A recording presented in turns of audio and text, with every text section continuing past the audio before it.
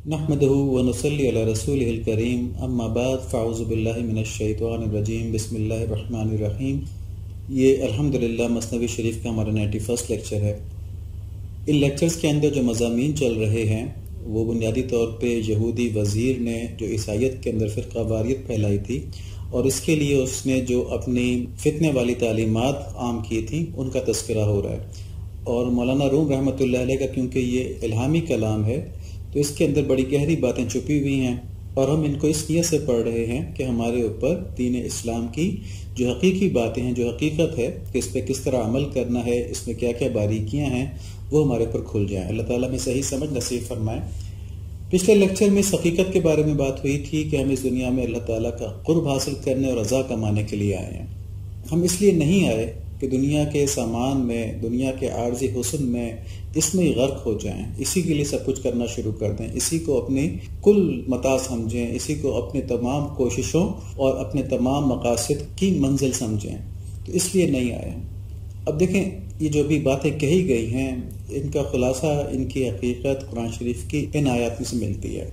سورہ واقعہ کی آیات نمبر 41 سے 47 تک ہیں۔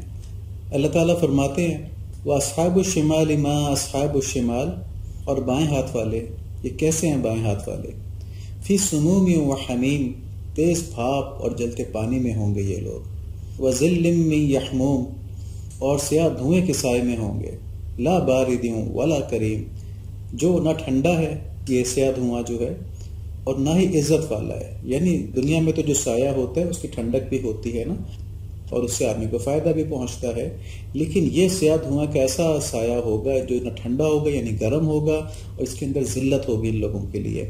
انہم کانوا قبل ذالک مترفین، بے شک یہ لوگ اس سے پہلے بہت نعمتوں میں پلے بڑے تھے۔ کہاں؟ اس سے پہلے کہاں؟ دنیا کے اندر بہت نعمتوں میں پلے بڑے تھے۔ تو یہ ان کا حال بتایا کہ یہ اصحاب شمال میں ہیں، یہ کہاں ہوں گے؟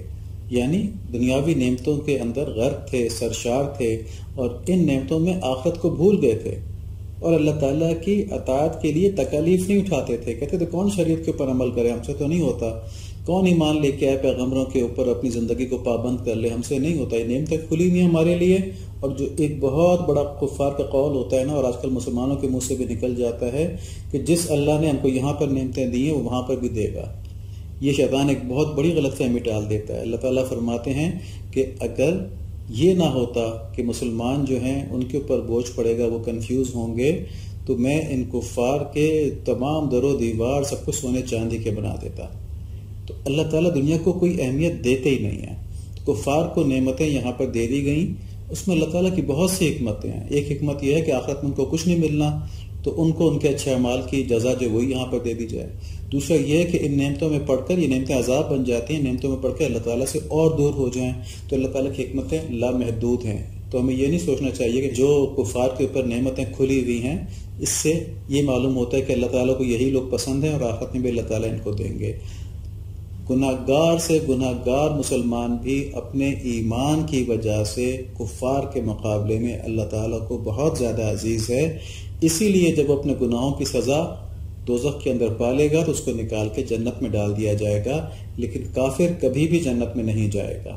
اور دیکھیں اس آیت میں بھی یہی بتایا نا کہ وہ دنیاوی نعمتوں میں سرشار تھے اس سے پہلے، اور اب وہ اصحاب شمال کے اندر ہیں، یعنی بائیں ہاتھ والوں میں ہیں، دوزخ کے اندر ہیں۔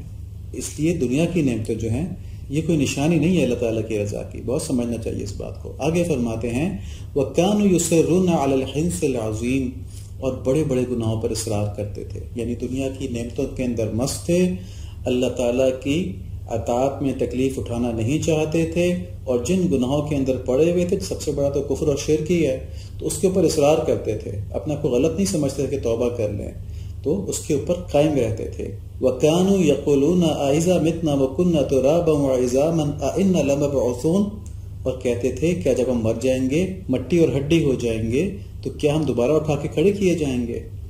یعنی دنیا کی محبت میں آخرت سے بالکل ہی غافل ہو گئے تھے، حتیٰ کہ آخرت کے اوپر سے ان کا ایمان بھی ہٹ گیا تھا، اور وہ یہ سمجھتے تھے کہ ہمیں اپنا حساب کتاب دینا ہی نہیں ہوگا۔ انہیں کبھی یہ خیال ہی نہیں آتا تھا کہ یہ دنیا کی نعمتیں ہم سے چھن جائیں گی اور ہمیں آخرت میں جا کے ان نعمتوں کا حساب کتاب دینا ہوگا۔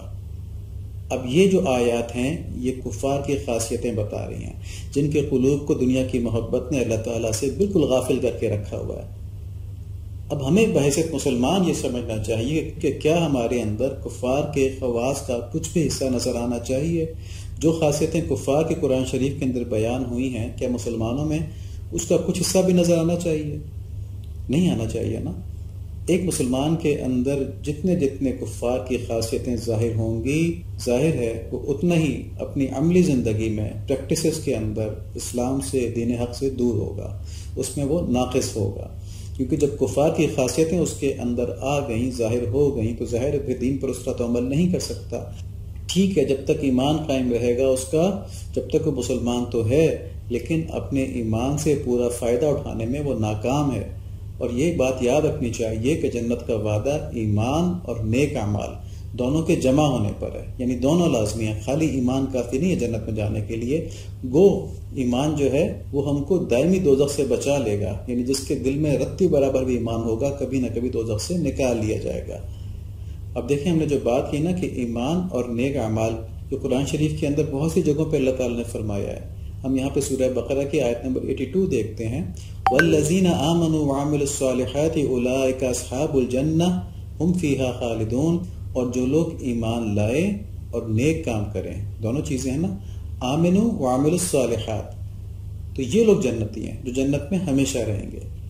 جیسے ہم نے پہلے کہا کہ صرف ایمان جو ہے یہ دائمی دوزخ سے نجات تو دیتا ہے، اور یہ بھی بہت بڑی نعمت ہے، لیکن برے اعمال کی وجہ سے ایک ساتھ بھی اگر دوزخ میں گزارنی پڑ جائے تو یہ ہمارے لیے ممکن نہیں ہوگا، برداشت کرنا ممکن نہیں ہوگا، اس کے لیے بہت سوچنا چاہیے۔ دیکھیں سورہ فرقان کے اندر اللہ تعالیٰ آپ کو آیت نمبر 66 میں اسی بات پہ وارن کر رہے ہیں، انہا ساعت مستقرا و مقاما، کہ بے شک دوزخ جو ہے وہ عارضی ٹھہرنے اور رہنے کے لحاظ سے بدترین جگہ ہے، یعنی کہ تھوڑی دیر بھی دوزخ میں ٹھہرنا جو ہے یہ بھی بدترین جگہ ہے، ممکن نہیں ہے، انسان کو بڑی تکلیف ہوگی اس میں، تو اس سے بھی بچنے کی کوشش کرنی چاہیے مسلمان کو۔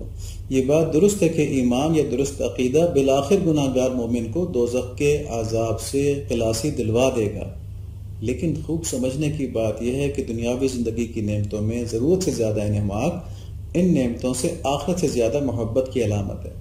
وہ انسان زبان سے یہ بات نہ کہے، لیکن یہ عمل سے تو ظاہر ہو رہی ہے نا۔ کفار نے بھی اپنے نفس کی محبت کی وجہ سے اللہ تعالیٰ کے احکام کا انکار کیا، تو ہم بھی جتنا جتنا نفس کے زیر اثر ہوں گے اتنا اتنا دنیا کی محبت میں اپنے اندر کفار کی خاصیتوں کا حصہ پائیں گے۔ گو الحمدللہ ہمارا عقیدہ محفوظ رہے، یعنی خدا نہ خواستہ نفس اتنا حاوی نہ ہو جائے کہ کوئی شریعت کا ہی انکار کر دے، ایسا نہ ہو۔ اللہ تعالیٰ اسی سے پناہ نصیب فرمائے کہ ایمان ہی چلا جائے، نفس اتنا غالب ہو جائے، لیکن نفس جتنا بھی غالب ہوگا اتنے غلط اعمال تو کروائے گا، اور اس کی وجہ سے بس اللہ محفوظ فرمائے آدمی دوزخ میں جانے کے لیے کوالیفائی تو کر رہا ہوگا۔ یہ بہت بڑی مصیبت ہے، نفس کی محبت جو ہے نا یہ بہت بڑی مصیبت ہے، اور یہ تمام دین کی جڑ ہے۔ دیکھیں سورہ شمس کے اندر اللہ تعالیٰ نے فرمایا وَنَفْسٍ وَمَا سَوَّاهَا فَأَلْهَمَهَا فُجُورَهَا وَتَقْوَاهَا قد افلح من زکاها وقد خاب من دساها، یہ نفس کے بارے میں فرمایا کہ جس نے اس نفس کو پاکیزہ کر لیا اس کو کچھ اور کرنے کی ضرورت نہیں ہے، وہ یقیناً کامیاب ہو گیا اس دنیا میں بھی اور آخرت میں بھی۔ وقد خاب من دساها، اور جس نے اس نفس کو گندا چھوڑ دیا وہ یقیناً ناکام ہو گیا اس دنیا میں بھی اور آخرت میں بھی۔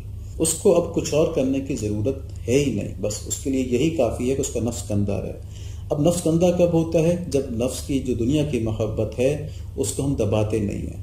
جب نفس کی دنیا کی محبت قلب کے اوپر غالب آ جاتی ہے تو اس کو ایک خطرناک روحانی کینسر کی طرح سمجھ لیں۔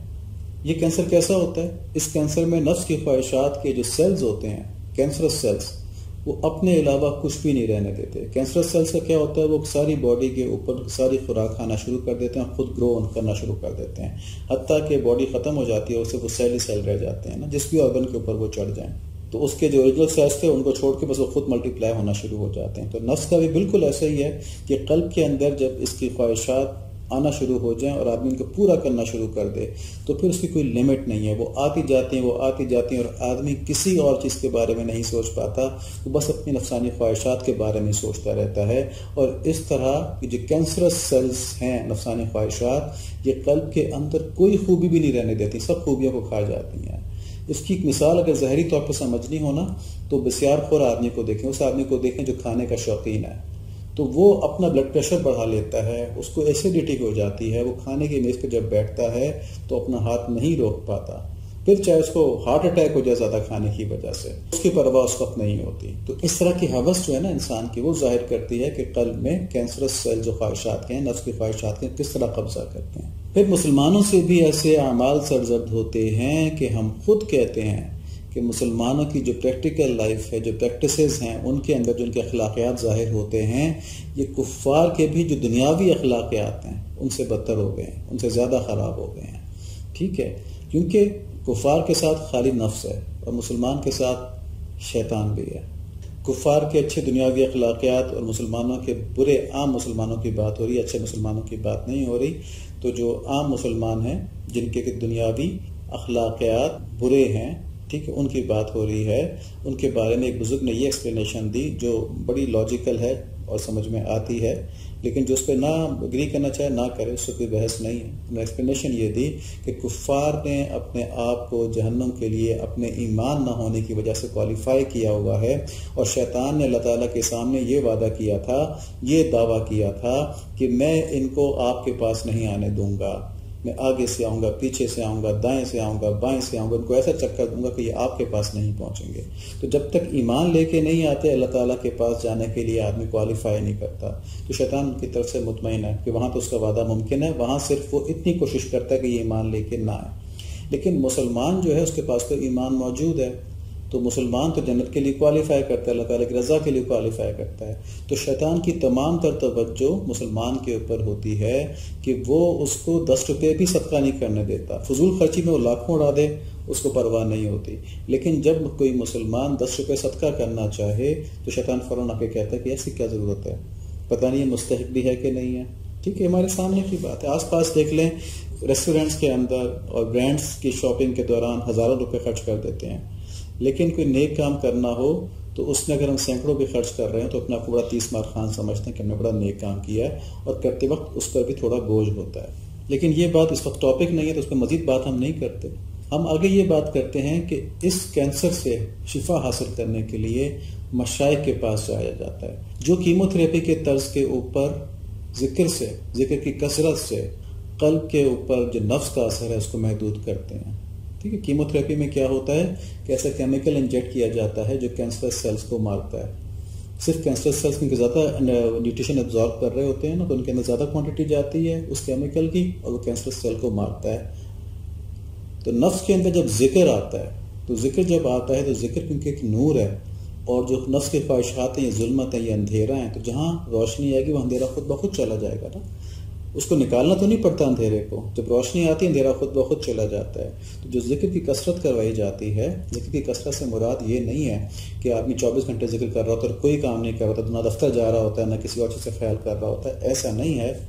جو مقدار بتائی جاتی ہے وہ 15 منٹ سے لے کے میکسیمم 1 گھنٹے تک آج کل کے دور میں وہ جو ضروری بات ہوتی ہے وہ کمپلیٹ ہو جاتی ہے. اب 24 گھنٹے میں سے آدمی اپنے 15 منٹ سے لے کے 1 گھنٹہ بھی نہ نکالو کہ جی میرے پاس ٹائم ہی نہیں ہے, تو بس پھر ٹھیک ہے, پھر اللہ تعالیٰ سے دعا کرے کہ اللہ تعالیٰ کوئی صورت پیدا فرمائیں کہ آخرت کی طرف توجہ ہو جائے. تو یہ تو ہوگی کیمو تھراپی. اور کینسر کے سیلز میں ریڈیشن تھراپی بھی ہوتی ہے کو تباہ کرنے کے لیے, جو ڈائریکٹ جلایا جاتا ہے. تو کچھ آسان مجاہدات بتا کے, جیسے نفلی روزے ہو گئے یا کم گوئی ہوگی, کہ آدمی کو غیبت کی عادت ہے, اس سے کہا جائے کہ تم بات نہ کرو, تم خاموش بیٹھا کرو جب تک کہ تمہاری یہ سوچ کے بولنے والی عادت نہ شروع ہو جائے اور تم غیبت نہ چھوڑ دو نا. تو اس طرح سے مجاہدات کی ریڈیشن تھراپی سے نفس کی منہ زوری کا علاج کیا جاتا ہے, نفس کی منہ زوری کو جلا دیا جاتا ہے.